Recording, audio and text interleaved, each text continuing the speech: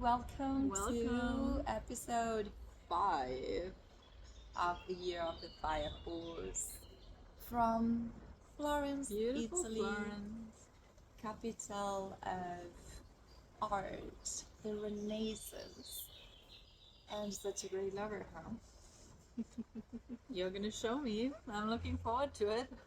Yeah, we just landed here yesterday night from a shamanic sexuality retreat in Belgium in a castle, the Conscious Castle.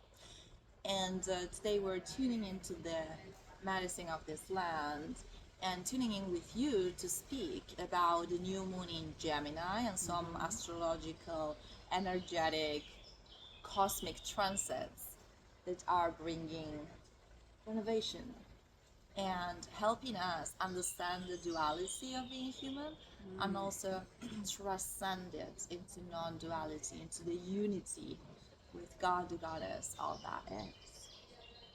Beautiful. Yeah, and as usual, we're bringing in some real life examples of what we are currently experiencing and going through. And yeah, I mean, after 4 days of being in a intense container, doing intense shadow work, using sexual alchemy, we have a bit of we have some things to talk about here. Quite some transmissions, both in the amount of life changing experiences we've had in the last few days, which is impossible to fully transmit, right? Like, this is something that's a quote from Eastern spiritual traditions that God, the divine, cannot be spoken, can only be experienced. So we will try our best to explain the magic of this work, which some of you already know, either because, well, you've been with us in person or similar containers in other places. What we did was not exactly ISTA, but is very similar to what ISTA, the International School of Temple Arts, Yeah. does. So if you have some experience in that regard, know that it's in that direction.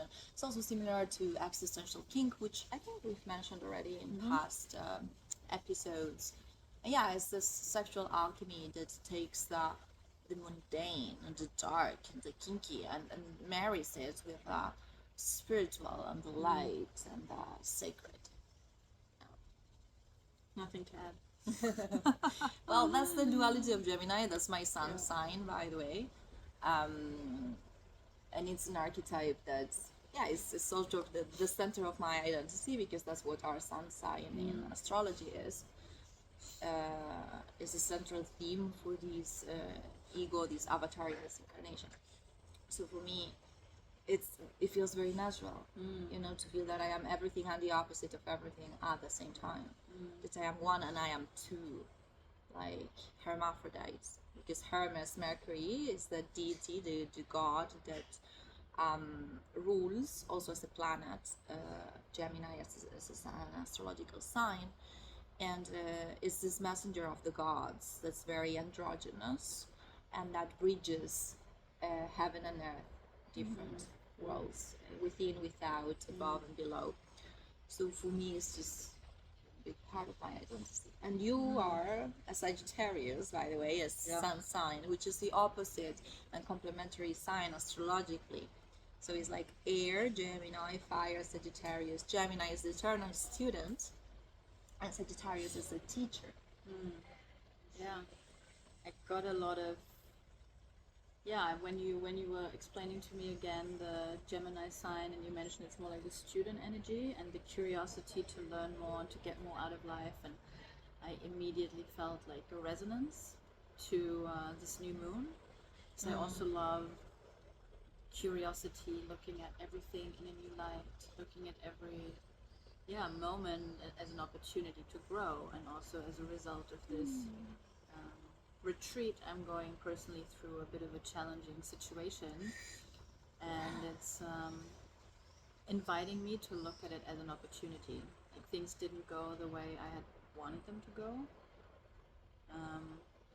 and yeah, it's an opportunity, an invitation to look at what is this teaching me, and what is the situation teaching me, and what is like my desire to learn, and I'm feeling very curious about what is it, how can I emerge from this, and merge also my own duality in this. And also, when we're going to talk about this later, we wanted to talk to you about the victim, perpetrator, savior triangle, and falling into the victim and perpetrator role very easily.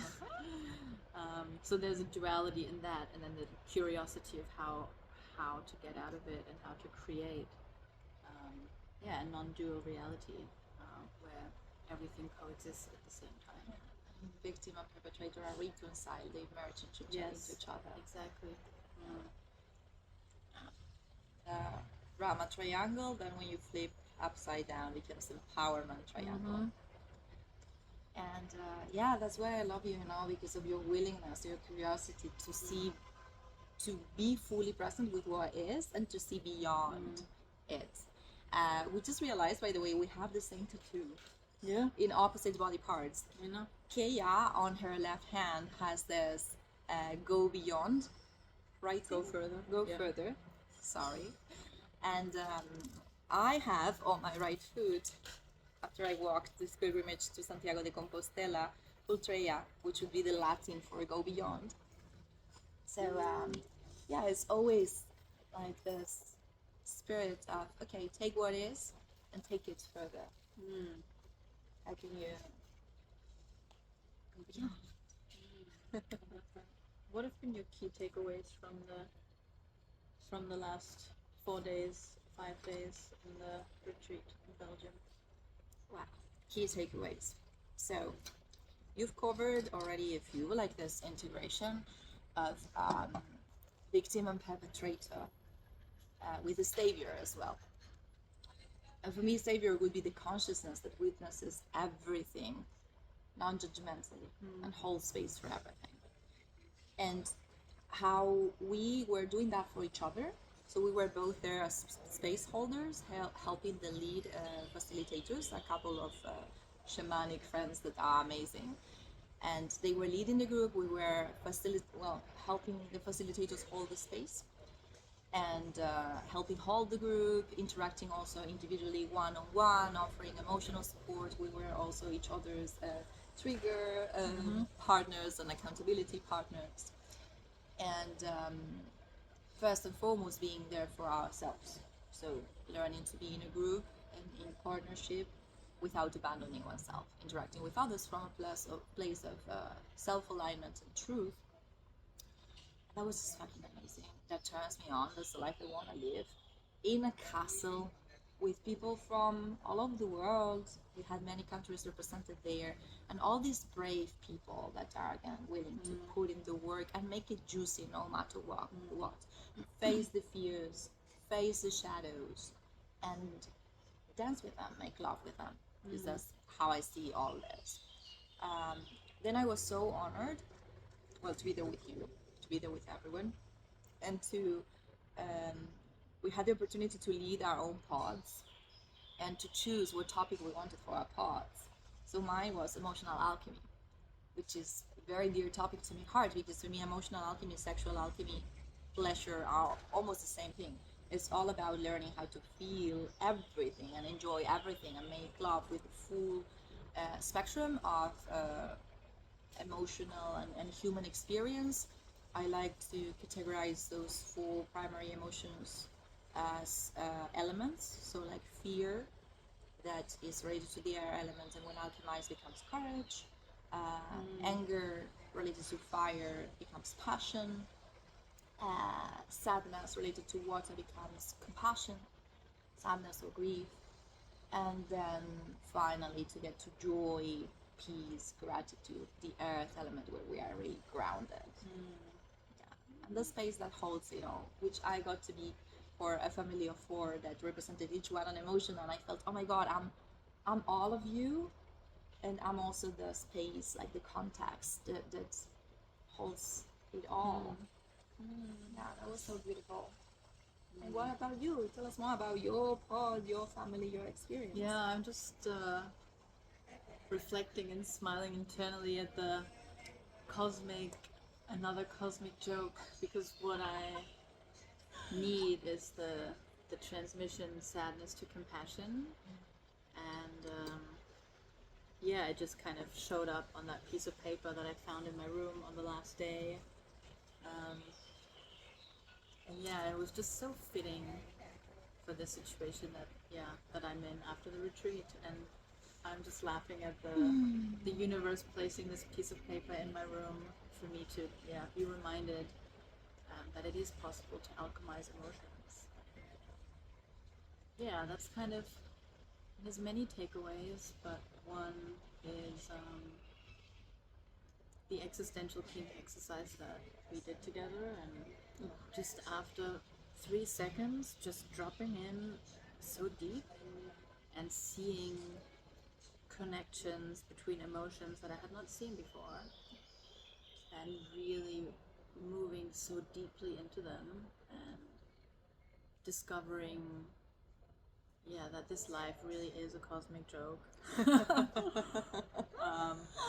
When I'm saying, on the one hand, I'm craving someone to take care of me, and then when someone does come to take care of me, I often push them away because they cannot meet my needs. So yeah, that's Meet your needs or read your mind. or read my mind, and then I feel, oh, but I can do everything much better. I don't need anyone else. So just realizing that makes me laugh a lot about just life, the ridiculousness of life.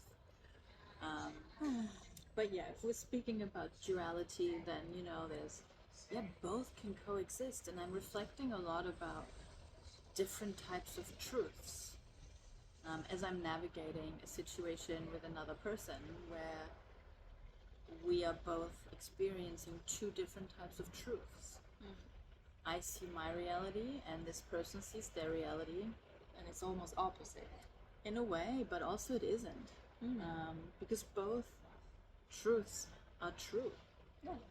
And they seem to be not complementary, but they are based on the same thing that happened. Yeah. So there is this aspect of non-duality. There are the facts that happened, and then there's both interpretations, and both can be true at the same time, even if they're completely, even if they seem to be so different, they can still coexist at the same time. So I'm kind of reflecting a lot on how can we bring this together. Yeah, Reunite that. That's sort of a beautiful diagram, like of the Tao, the yin and the yang, conscious and unconscious, masculine, feminine. Like it all comes from the one. There's one single experience that you had with another person, and then somehow, sometimes we end up with opposite or similar, seemingly opposite interpretations of the same. One says it's your fault. The other one is like, no, it's your fault. You should do something. You should do something. I did my best. You didn't do enough. You need to do more. I did more than enough. And it's like bickering at each other now. And we've all found ourselves there at some point. Even ourselves, not with each other, but with other people during the retreat, there were clashes. So then it's about like, okay, I can be a victim here, or I can take responsibility and see what I can do to lead the situation to a reconciliation where we come together again, where we find the overlap in our perspectives. Yeah, absolutely. So that's kind of what I'm navigating, and my intention for the retreat was, because I have a bit of a perverted mind, was to, I can't remember exactly how I phrased it, but I wanted to really feel the pain and really meet my shadow and really go there, because I know the container is safe to do that. And I feel like I would have preferred things to stay in the container and then not. They're now spilling over into into regular life, I guess. But still, I'm grateful to meet my shadows, and I'm grateful to have the mirror, and grateful for all the work that we are doing, also the work we are doing together. And I'm curious also, how do you all relate to shadow work? Is it something that scares you? Is it something that you get kinky and juicy about? How do you approach shadow work? What's your perspective? What's your ideal format to meet your shadows? And how easy do you find it to love them and to integrate them? We know, like a bunch of you, if you've been following, you're definitely into shadow work. You've heard us, me, I speak a lot about this existential kink. I've been speaking about it for years. So these are forms of shadow work, and there are many. Some more psychological, some more shamanic, some more sexual. Um, for me, I love how we started the retreat actually, saying that shadow work is like internal recycling. It's taking the trash, the shit, the lead, the heavy, dirty stuff, and alchemizing it into gold, into something useful and beautiful. And there was this beautiful metaphor that on the way to the retreat, I was driving with a friend from Zurich, and we stopped in a gas station, and he bought a little fluffy toy, a beaver. He was like, "Oh, beaver's my spirit's animal. I want to buy that." And I'm like, "Okay, go for it, enjoy."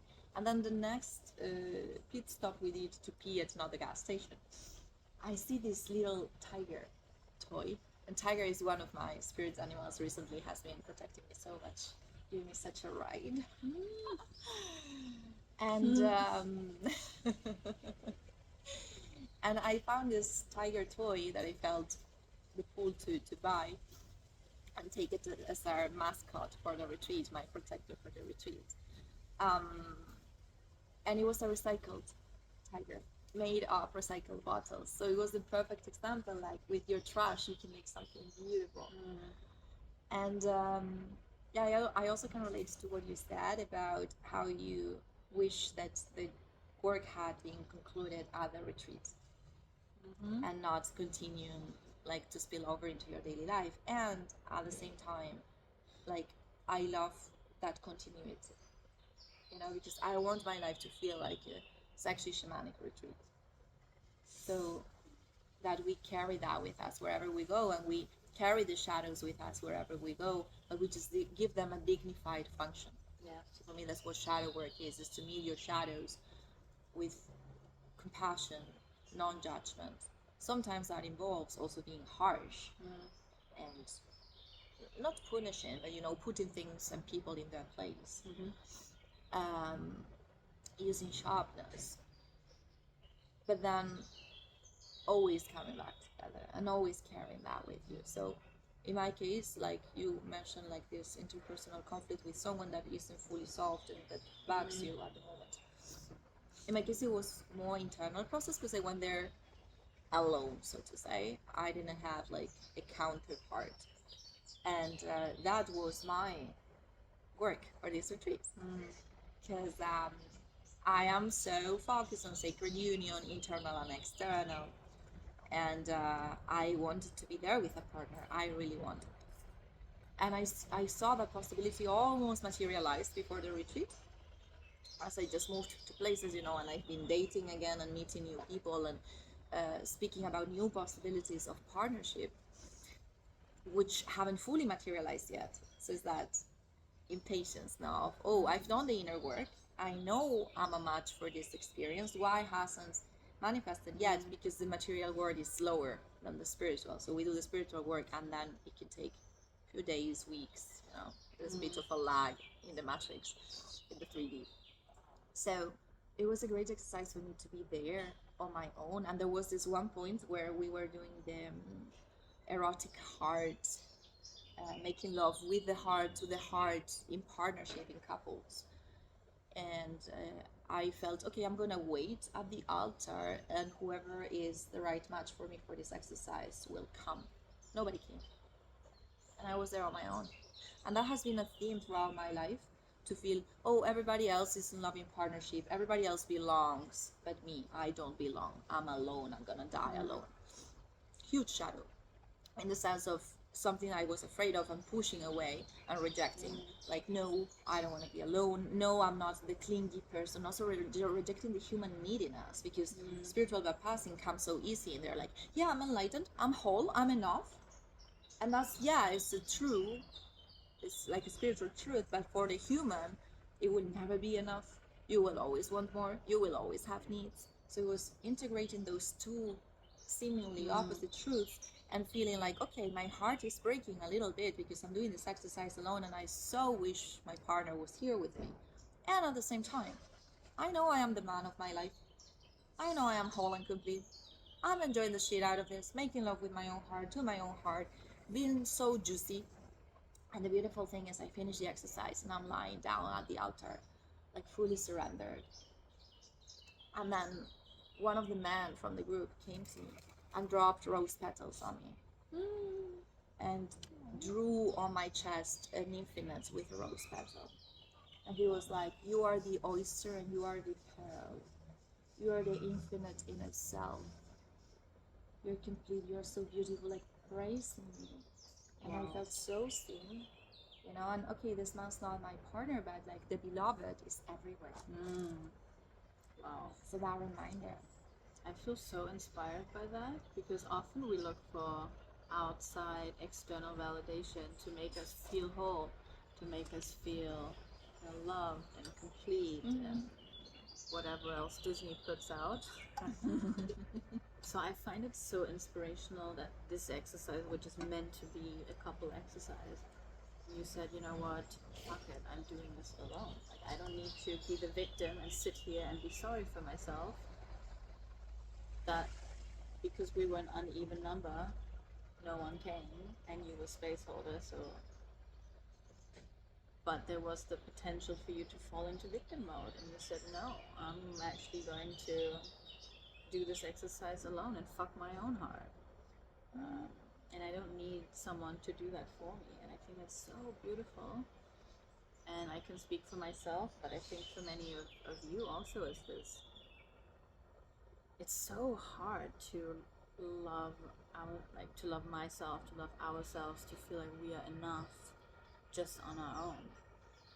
And I've had this realization at a Tantra retreat when it was about receiving universal love and not needing love and validation from somebody else. And when it hit me, I was like, wow, I thought I loved myself. I thought I didn't need anyone. Oh boy. Well, you could argue that loving yourself includes accepting that you will need people. Yeah, also, but like, I have gone around begging men for love, begging them to love me and feeling incomplete and going past sell-by dates of relationships because I was like, what? If I let them go, who's going to love me? Who's going to give me what I need? And the thought of, oh, I can give this to myself has not occurred to me. And I remember the last relationship that ended for me, and it ended very badly. It ended in a big eruption and in an explosion. And then all of a sudden, we never spoke again. It was very short, so it wasn't like we shared a life or an apartment. It was like maybe a month long. But I felt the need, like I need to have a clearing conversation with this man. I need it. And everyone I spoke with said to me, no, you do not need it. You can process it on your own. But it felt so hard to accept. And then I did process it on my own. I know I did not need him. I think it would have been even worse to like to renounce and say, okay, let's have this conversation, and it would have exploded even more probably. So yeah, that was also a moment that really hit me about, wow, I feel like I need someone, but I really don't. So this is why I find it so inspirational that you are really advanced in self-love. Yeah. I had a lot of practice because in the past I victimized myself. I felt sorry for myself. I was sitting alone in a corner and crying at tantric retreats where people were doing couples practices, and I was there like, "Oh, why doesn't anybody love me?" So yeah, I've been through that, and I'm really grateful and really inspired by the exercises we shared. Also, to close the retreat a little bit together. We were the last ones in the temple, such an honor, where we would practice together the union of the victim and the perpetrator, reuniting them, helping them make love inside of us, introducing those internal characters, and reconciling them internally first and foremost, and realizing they have more in common than what it seems. Because when you were sharing your internal dialogue, can I share a bit about that without names or details? It was like the victim is like, "It's your fault, it's your fault." So the victim is attacking to defend herself. And the perpetrator is actually saying the same thing. No, it's your fault. You're doing it wrong. So they're actually doing the same thing and trying to tyrannize each other. Yeah, It was really funny to see, oh, extremes, polar opposites actually touch. Yeah, yeah, and the shape shifting between victim and perpetrator is really quick. Yeah. Like first, like I feel sorry for myself. I'm like, why is this happening to me? Why can't I just be happy? Why does it have to be this shit, basically, for lack of a better word? Ignoring that I actually asked spirit for this situation. Oh, But yeah. anyway, let's just let's just park that on the side. And it's like, why me? Why me? And then shifting into, but it's all his fault because he doesn't see me. He doesn't know what I'm going through. He's refusing. He's only looking at himself. And then all of a sudden, I found myself in the perpetrator role. Yeah. And it's very easy to shift. Yeah. It's very easy to shift. That's how it goes. Yeah, and I find it so interesting, and yeah, reflecting back on life with a victim lens. I've been a victim, or I've not been, but felt like one for so long, and I think it's just so time to stop with it and to really create my own reality.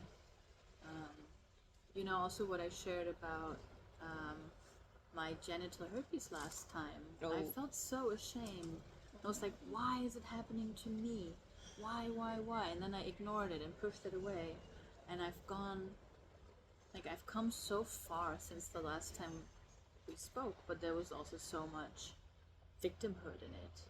I think the switching to the creator mode of, okay, this is just a situation. I can either feel sorry for myself or I can step up. And I think that's the key. And I think this is something that I want to work on during this new full moon and look into it with curiosity and be the eternal student in this. This moon cycle, again, new moon in Gemini, that will be with us for a month, and also Uranus is moving to Gemini, so there's a lot of innovation and opportunities for novelty, curiosity, open-mindedness in the collective. And for me, I find it just so interesting, everything you say. Like, I love talking with you because you're so generous, so open to share your inner world, and that helps me understand my inner world better. We're here as mirrors, right? And the very name of the retreat, by the way, held by this friend of ours, Temple of Maya, the title of the retreat was From Victim to Creator. And it's just, for me, it's just helping the victim realize that she is the creator, or they are the creator. Because it's what you said, like, you are asking spirit for it, consciously or unconsciously, so you better make it conscious. And in our case, can I speak about your list of fears? Yeah. We were like debriefing and wrapping up together the last ones in the sample before leaving the castle. And Kaya shared with me her list of fears that she had made just before the retreat. And she was like, fuck, all these materialized. And I'm like, yeah, because fear is like, or worry are like prayer. They are a point of attraction, and the fucking point is that the sooner you manifest them, the sooner you face them, the sooner they are out of the way. Not in the sense that they will never happen again, but when it happens, you feel strong enough and resourced enough, like, oh, I'm bigger than this. Like, of course, I'm gonna feel like a trigger, I'm gonna feel like a victim, I'm gonna feel abandoned, I'm gonna feel betrayed, I'm gonna feel whatever shit. I may feel it again. The point is not to avoid it altogether, because the human experience is still human until we are all enlightened, which could be now, maybe. It's also a reminder, like, hey, heaven is here and now. It's your perception of it. It's not the objective circumstances, because you see the world how you are, not how the world is. And it was also a super interesting reminder to see how we were all sharing the same space and the same experiences in theory, but people were perceiving it very differently. So yeah, I'm really grateful for that reminder from you. Like, a fear list is a manifestation list, so you might as well go for it. Like, recruit your friends, recruit space holders, therapists, hire us. She's a coach, I'm a coach. Get professional help, get help from your friends, Yeah. and do this, because at the other side of it there's freedom. And one of my favorite things as well is, or was, like, I love you as a mirror for many reasons, to see the weakness but also the strength. So you share your list of fears with me, that's your weakness. And then I was also feeling, in some ways, like, I feel we have different strengths now. So, like, maybe with the self-love, and in partnership, I'm really anchored in myself. And I also got this message, by the way. She found this paper, Sadness to Compassion, in her room at the end of the retreat. I found a fucking note that said, welcome to your sacred wedding under my bed in the retreat. So it's the inner marriage, right? And that's gonna unavoidably lead to external marriage, because Yeah, that's the first step. is there the man of my life, I am the man of my life, then automatically I'm attracting the man of my life outside of me that I probably already met. But more on that in next episodes. But for instance, for the, like, self-worth and the money and the confidence at work, like, you're a reference for me. So when you shared, we had a final manifestation exercise with a sharing circle, because sharing your intention, that's why we encourage you all the time to share your fears and share your intentions, declare it publicly, because it has power when it's shared with the right people, um, who uplift each other. We were doing that as we were closing the retreat with the whole group. And you stepped in the middle and you said, I just want to keep doing what I'm doing, which is manifesting my dream life. And that was like almost a slap in the face type of reminder, like, Irena, stop projecting happiness in the future. You're already doing it. Yeah. You've been doing it. You're already living the dream.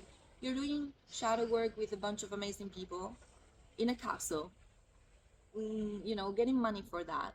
Because money was the topic in the retreat as well. It was partnership, it was money. And it was also, for me, like, how love, how we romanticize romantic relationships, but how about we romanticize everything?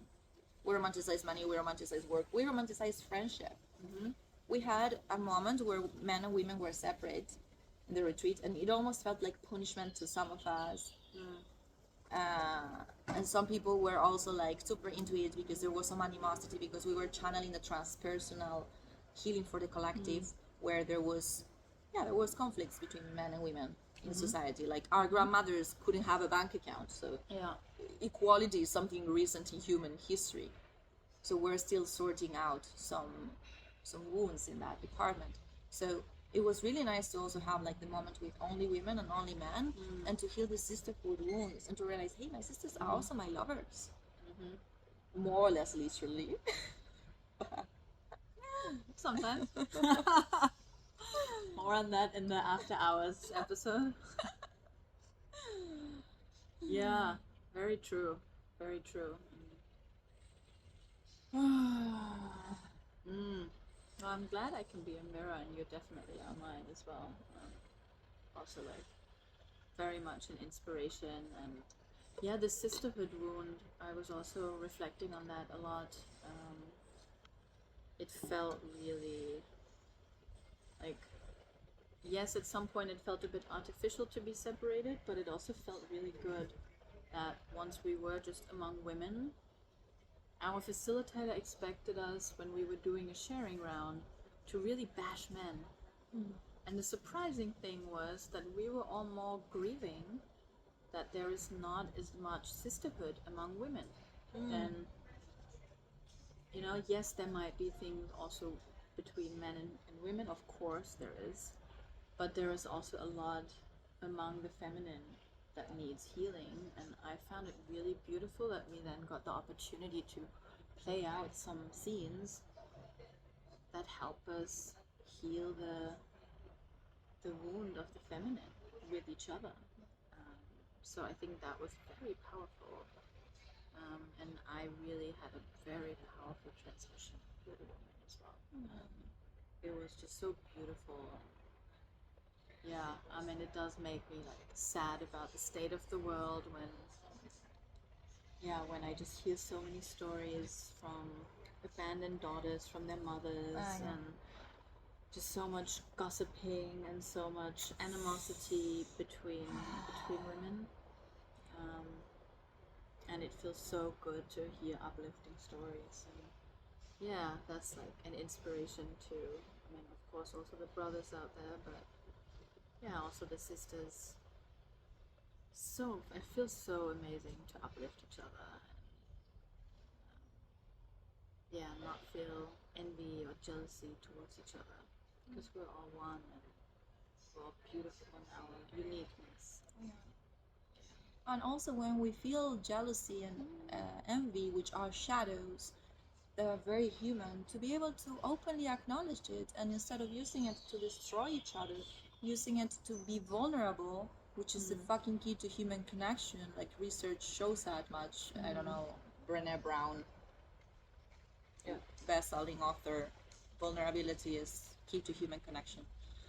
Um, so like yeah, I can tell you like, hey, I'm jealous of your confidence with like money. You're like this how do you call yourself, orga bitch, you know, boss babe, Orga whatever. daddy. I'm jealous of that because that's not part of like my original default settings, but I can cultivate that quality by being close to you. You know, so instead of being like, oh, she's a bitch, whatever. Sorry, pigeons are in our Florentine garden, and we're having a shamanic moment with pigeons. With pigeons. Very much. Yeah, because when you work with shamanic sexuality or just shamanism in general, everything is a message from spirit.